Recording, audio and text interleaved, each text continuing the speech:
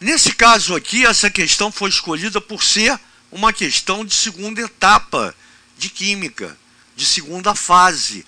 É uma questão discursiva.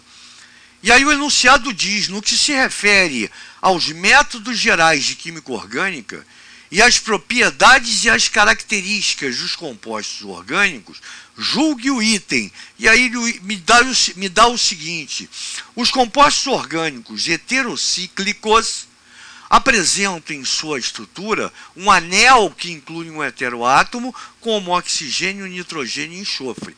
E aí ele quer que você julgue se é certo ou errado e justifique a sua escolha. Então eu já coloco que está certo e dou o exemplo aqui. Uma coisa tem que ficar muito clara e de repente é uma pegadinha para quem nunca ouviu falar. Quando a gente fala em anel, em química orgânica, cadeia, né?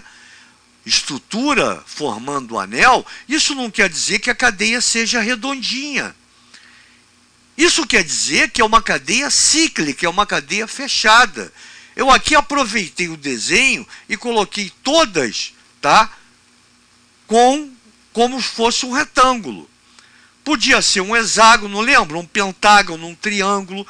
São as que a gente usa: triângulo, quadrado, pentágono, hexágono. Essas são as mais comuns para a gente. Existe cadeia carbônica com mais de 6 átomos de carbono? Pô, cara, existe com 20, 25, 30. Lembrando, a química, ela explica ou tenta explicar o que existe na natureza. Agora, para o nosso estudo, é importante a gente saber a forma triangular, a forma quadrada, a forma de um pentágono e a forma de um hexágono. São as 4 que interessam e a gente bate nisso. Mas tem maior sim, claro que tem. E lógico que o triângulo seria o mais simples, né? Para ser uma cadeia fechada. Não existe cadeia fechada com 2 átomos de carbono. Então o mínimo tem que ser 3. E aí eu escolhi aqui a mesma cadeia para ficar bonitinho. E aí eu coloquei como heteroátomo. E o que é isso? É um átomo que quebra, a homogeneidade da cadeia. Ou seja, para que oxigênio, nitrogênio, enxofre, eles sejam considerados um heteroátomo, é necessário que eles estejam ligados entre átomos de carbono. A posição não interessa, pode ser em qualquer vértice desse. Botei assim para ficar mais justo.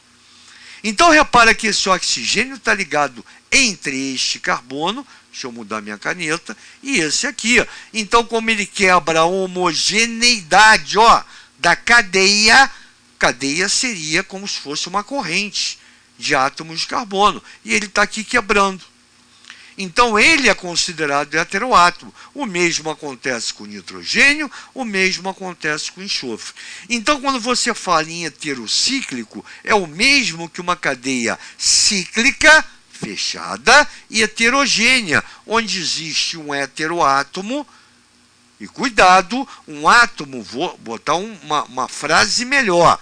Existe um átomo diferente de carbono e hidrogênio entre carbonos. Isso é heteroátomo.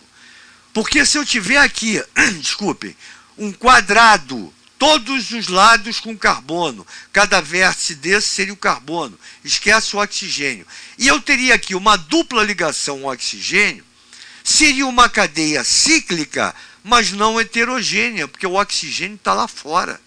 O oxigênio não quebra a corrente entre os átomos de carbono. Para que a cadeia seja heterogênea e fechada eu já entendi. Heterogênea, esse carinha aqui tem que quebrar a corrente de ligações entre carbonos.